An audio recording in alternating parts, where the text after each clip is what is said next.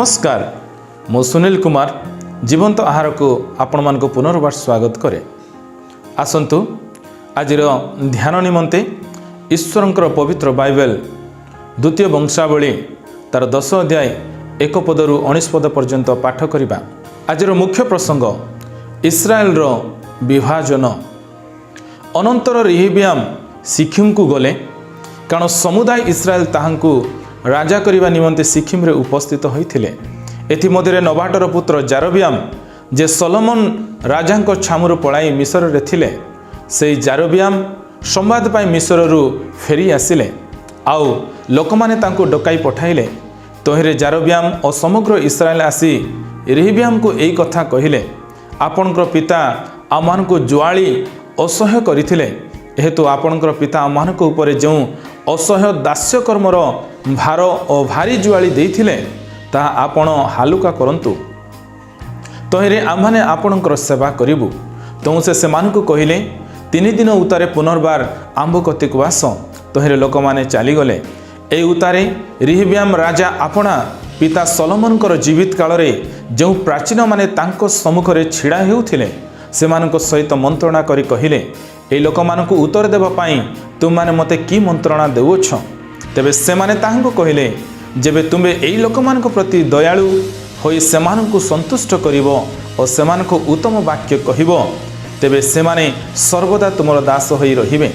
मात्र से सही प्राचीन मानकर दत्त मंत्रणा त्याग करी जो युवा माने तांको संगे बढ़ी तांको सम्मुखरे छिड़ा होउथिले सेमानक संगे मंत्रणा कले। पुणी से सेमानकु कहिले, एई लोक माने आंबकु कहू अछंती, तुम पिता आमानकु ऊपर जो जुआली थोई अछंती ता हालुका कर। सेमानकु उत्तर देबा पाई तुमे माने आमकु की मंत्रणा देउछ। तोहरे तांको संगे बढ़िथिबा युवा माने तांको कहिले, तुम पिता आमानकु जुआली भारी करी अछंती, तुमे आमानक पाई ताहा हालुका कर बोली कहउछंती। एई जो लोक माने सेमानकु तुमे एपरि कहिबो, मोर कनिष्ठ अंगुली मोर पितांको कटी ठारू मोट, एथिपाई मोर पिता जो भारी जुआली तुमानक ऊपर थोई अछंती मु ताहा आहुरी भारी करिबी।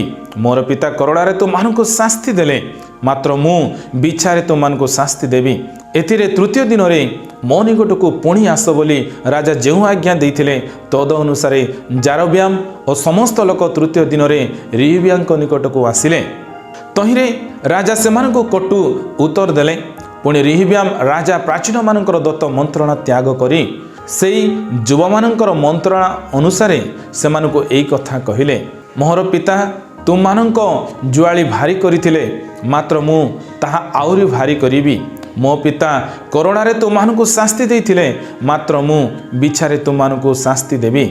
एई रूपे राजा लोकमानकर कथा सुनिले नाही, कारण सदा प्रभु शिलोनिय ओहियो हातरे नबाटर पुत्र जारोबियाम को जहाँ कहिथिले आपणर सेई कथा सफल करिबा निमंते यह परमेश्वरंकर आडू घटिला।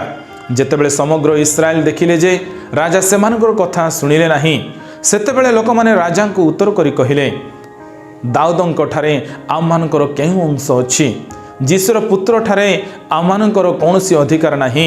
हे इस्राएल प्रत्येके आपणा आपणा तंबू को जाओ। हे दाऊद तुम्बे एबे आपणा निज घर कथा बुझ। तो इस्राएल लोक समस्ते आपणा आपणा तंबू को चली गले। तथापि इस्राएल जो संतान माने जिहुदार नाना नगर रे बास कले सेमानक ऊपरे रेहबियाम राज्य कले। एति उतारे रेहबियाम राजा बेठी कर्माध्यक्ष हदराम को पठाइले, मात्र इस्राएल संतान माने ताहाको प्रस्तरघात करन्ते से मला।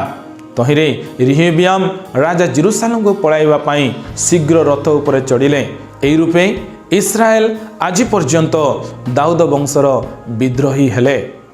आसंतु पठित वाक्य को आमाने बुझिबा निमंते चेष्टा करिबा। रेहबियाम जे सोलोमनकर उतारे राजा हेले, से पारंपरिक रीति रे राजा हेबार स्वीकृति पाइबा पाई सिक्किम को गले। सोलोमनकर अत्यधिक कर और बाध्यतामूलक श्रमर व्यवस्था प्रति असंतुष्ट थिबा गोष्ठी समूह जारोबियाम को सेमानक प्रतिनिधि भाव में नियुक्त करी आलोचना करने निमंते प्रेरण कले। इस्राएल मानकर प्रस्ताव बा इच्छा प्रति मनोयोग करने प्राचीन माने देथिबा परामर्श को सुनिबा परिवर्ते ରିହବିୟାମ ଆପଣା ଯୁବା ଦାସମାନଙ୍କର ପରାମର୍ଶକୁ ଗ୍ରହଣ କରି ଲୋକମାନଙ୍କ ଉପରେ ଆହୁରି ଅଧିକ ଭାର ପକାଇଲେ। ଏହାର ଫଳସ୍ୱରୂପେ ଦେଶଟି ଦୁଇଟି ରାଜ୍ୟରେ ବିଭାଜିତ ହେଲା। ରିହବିୟାମକୁ ସମର୍ଥନ କରୁଥିବା ଜିହୁଦା ଓ ନୂତନ ରାଜା ଭାବରେ ଜାରବିୟାମକୁ ସମର୍ଥନ କରୁଥିବା ଇସ୍ରାଏଲ। ପଠିତ ବାକ୍ୟରେ ଈଶ୍ୱର କିଏ ଅଟନ୍ତି ତାହା ମାନେ ଦେଖିବା। ଈଶ୍ୱର ଇସ୍ରାଏଲର ସମଗ୍ର ଇତିହାସକୁ ନିୟନ୍ତ୍ରଣ କରୁଥିଲେ। ଆପଣାକୃତ ନିୟମ ଅନୁସାରେ ପରମେଶ୍ୱର ସଲୋମନକୁ ଆଶୀର୍ବାଦ କରି ତାହାକୁ ଗୌରବମୟ କଲେ। କିନ୍ତୁ ସଲୋମନଙ୍କର ପାପର ଦଣ୍ଡ ପ୍ରମାଣେ ପରମେଶ୍ୱର ଇସ୍ରାଏଲକୁ ବିଭାଜିତ କରି ଉତ୍ତରାଂଶର 10ଟି ଗୋଷ୍ଠୀକୁ ଜାରବିୟାମକୁ ହସ୍ତାନ୍ତର କଲେ। ପରମେଶ୍ୱର ତାହାଙ୍କର ବ୍ୟବସ୍ଥାର ବାକ୍ୟକୁ ହୃଦୟଙ୍ଗମ କରି ଯେଉଁମାନେ ତାହାଙ୍କ ଇଚ୍ଛା ଅନୁସାରେ ତାହାକୁ ପାଳନ କରନ୍ତୁ ଈଶ୍ୱର ସେମାନଙ୍କୁ ସଫଳତା ପ୍ରଦାନ କରନ୍ତି। ମାତ୍ର ଯେଉଁମାନେ ତାହାଙ୍କ ବାକ୍ୟରୁ ଦୂରକୁ ଯାଆନ୍ତି ଓ ତାହାଙ୍କର ଇଚ୍ଛା ବିରୁଦ୍ଧରେ କାର୍ଯ୍ୟ କରନ୍ତି ସେ ସେମାନଙ୍କୁ ଦଣ୍ଡ ଦିଅନ୍ତି। ଆଜିର ଚିନ୍ତାରେ ଈଶ୍ୱର ଆମମାନଙ୍କୁ କ'ଣ ଶିଖାନ୍ତି ତାହା ମାନେ ଦେଖୁ।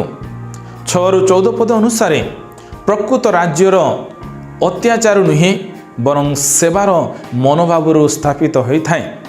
ଈଶ୍ୱରଙ୍କ ଦ୍ୱାରା ନିଯୁକ୍ତ ରାଜାମାନେ ଦାସ ଭାବରେ ନିଜ ନିଜକୁ ନତ ଓ ନମ୍ର କରିବା ଉଚିତ।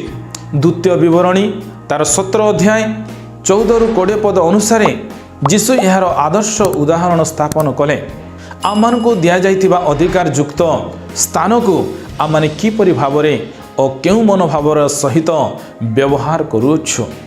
ପ୍ରଭୁ ଆମମାନଙ୍କୁ ଆଜିର ପଠିତ ବାକ୍ୟରେ ଆଶୀର୍ବାଦ କରନ୍ତୁ। ଆସନ୍ତୁ ପ୍ରାର୍ଥନା କରିବା। ହେ ପ୍ରଭୁ, ଆମମାନଙ୍କର ପ୍ରତିବାସୀମାନଙ୍କ ଉପରେ ଏକ ଆଦର୍ଶ ଭାବରେ ସେମାନଙ୍କର ସେବା କରିବା ପାଇଁ ଆମମାନଙ୍କୁ ତୁମେ ସାହାଯ୍ୟ କର। ଯୀଶୁଙ୍କ ନାମରେ ଏହି ଅଳ୍ପ ପ୍ରାର୍ଥନା ମାଗୁଅଛୁ, ଆମେନ୍।